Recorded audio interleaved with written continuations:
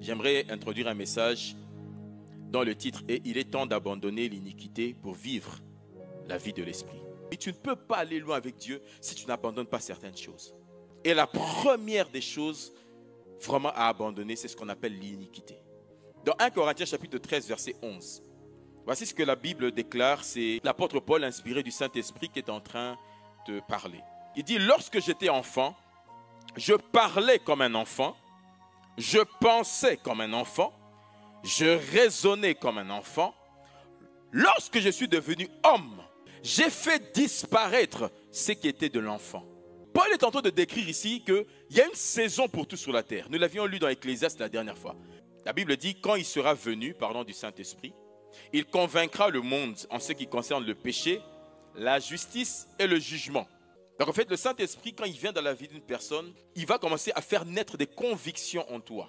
C'est pour ça que quand tu reçois Jésus, au début, tu te sens dans un inconfort. Là où tu nageais avant de le péché, il y a un certain moment où tu commences à te sentir mal à l'aise. Ça veut dire que le péché dans ta vie, quand le Saint-Esprit est en toi, le péché devient ton ennemi. Tu commences à le voir partout. On a déjà vu ça. Des gens au début là, pasteur, je ne comprends pas, mais c'est compliqué, je lutte avec des... Oui, tu luttes parce qu'avant tu vivais dans ce qu'on appelle l'iniquité. L'iniquité, c'est l'état où le péché devient tellement normal qu'il devient ta nourriture quotidienne. En fait, ça veut dire que tu ne sens plus une sensibilité au péché. Le péché, c'est différent de l'iniquité. Le péché, c'est, selon la définition du mot péché, c'est simplement manquer le but. Donc si Dieu te dit va à gauche, toi tu vas à droite, tu as péché. Mais ce n'est pas la même chose que l'iniquité. L'iniquité, c'est quand c'est ta demeure, tu vis là-dedans. Tu vis dans l'impureté, l'impudicité, mais ça ne te choque pas, c'est normal pour toi.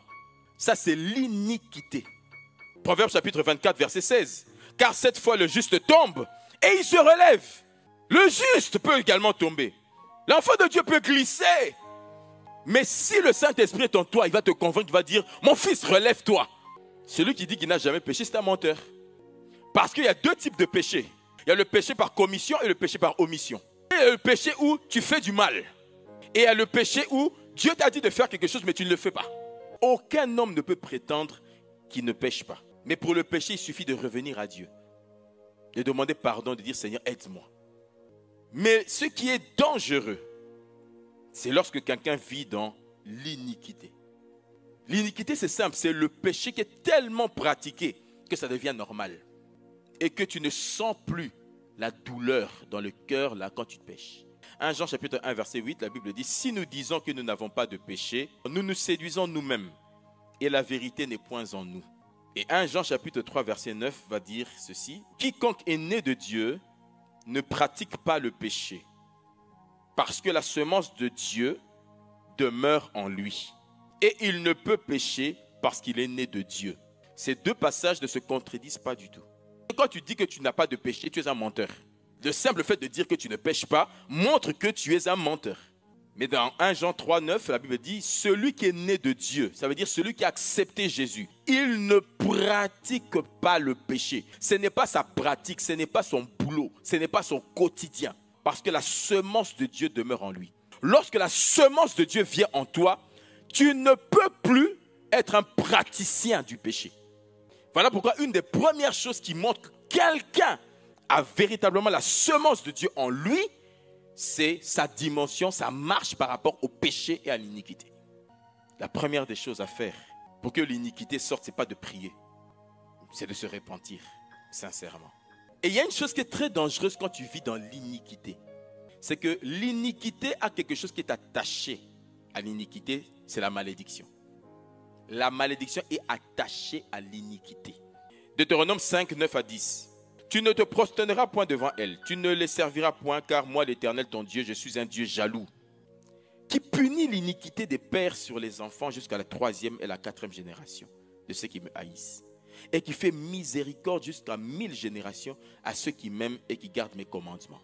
L'iniquité, c'est quelque chose de très dangereux. Parce que l'iniquité, quand tu gardes ça, à un certain moment, tu vas remarquer, ça te dénature même toi-même. Ça change ton comportement et ton caractère. L'iniquité, la pratique du péché, empêche l'exaucement de Dieu. Dans Psaume 66, verset 18, la Bible dit, si j'avais conçu, c'est David qui parle, il dit, si j'avais conçu l'iniquité dans mon cœur, le Seigneur ne m'aurait pas exaucé. Ça veut dire que l'iniquité, Dieu ne regarde même pas. Quand tu pries dans l'iniquité, Dieu ne te regarde même pas. Parce qu'il est trop saint et éloigné du mal. Et c'est pour ça que malgré qu'on parle de 1000 heures de prière, mon ami, que ça ne te trompe pas. Mais 1000 heures de prière, ça ne fait pas tout. 1000 heures de prière, ça ne te sanctifie pas. Ça ne t'enlève pas de l'iniquité. Ça ne te rend pas agréable à Dieu. 1000 heures de prière, oui, mais en étant séparé de l'iniquité pour vivre dans la présence de Dieu, dans la pureté. Là maintenant, 1000 heures de prière, ça va te faire du bien. Mais si tu vis dans le péché, dans l'iniquité, et tu es tranquille là-dedans, tu es en train de t'enfoncer. Non seulement tu es en train de t'enfoncer, mais il y a une sentence divine sur ta vie. Tu n'es pas le péché que tu as commis, mais tu es l'iniquité que tu commets. Parce que l'iniquité, ça devient un caractère, ça devient un comportement. On ne dit plus que la personne a menti, mais c'est un menteur. De ton vivant, ce que tu fais, il y a une information génétique qui est enregistrée. Et quand quelqu'un commence à vivre dans l'iniquité, mon ami, il est en train de mettre dans son ADN une nature compliquée que même ses enfants risquent d'hériter. Vous voyez pourquoi l'iniquité, c'est dangereux. La Bible dit dans les derniers jours, les hommes seront égoïstes, amis de l'argent, fanfarons, hautains, blasphémateurs, rebelles à leurs parents, ingrats, irréligieux, insensibles, déloyaux, calomniateurs, intempérants, cruels, ennemis des gens de bien, traîtres, emportés, enflés d'orgueil, aimant le plaisir plus que Dieu, ayant l'apparence de la piété, mais reniant ceux qui en fait la force. Et Dieu a un problème avec l'iniquité. Pas avec le péché, mais avec l'iniquité. Parce que lorsque quelqu'un pêche, Dieu attend. Dieu est patient. Il attend que la personne revienne à lui.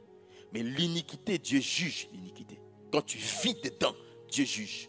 Et le jugement, ce n'est même pas contre toi. C'est contre le comportement, c'est contre le caractère. Il y a des caractères que Dieu juge. Genèse 49, versets 5 à 9.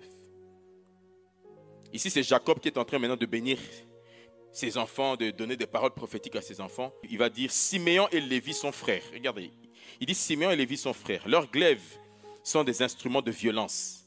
Que mon âme n'entre point dans leur conciliabule. Que mon esprit ne s'unisse point à leur assemblée. Regardez, il dit, car dans leur colère, ils ont tué des hommes. Et dans leur méchanceté, ils ont coupé les jarrets des taureaux. Maudite soit leur colère, car elle est violente. En fait, il a jugé la colère, le caractère. Le péché, Dieu attend pour que tu reviennes à lui. Mais l'iniquité, Dieu juge l'iniquité. Il y a des caractères, des comportements que Dieu n'aime pas. Il y a 6 choses que Dieu, que est l'Éternel, et même 7 qu'il a en horreur. Les yeux hautains, la langue menteuse, les mains qui répandent le sang innocent, le cœur qui médite des projets iniques, les pieds qui se hâtent de courir au mal, le faux témoin qui dit des mensonges et celui qui excite des querelles entre frères. Retiens tout simplement une chose, c'est que il y a un temps où tu dois sortir de ces choses. Et tu dois le décider. La Bible dit, à tes résolutions répondra le succès. Quand la parole de Dieu vient, c'est simplement pour t'aider à sortir. Pour t'aider à sortir de ce que tu pensais impossible. Dieu veut te donner la grâce de sortir de là. Voilà pourquoi il a également envoyé l'Esprit. C'est pour nous aider. On l'appelle la Los Parakletos. L'aide. Celui qui vient à notre aide, à notre secours. Quand tu n'y arrives pas, appelle-le. Demande-lui son aide. Il va te faire sortir de là.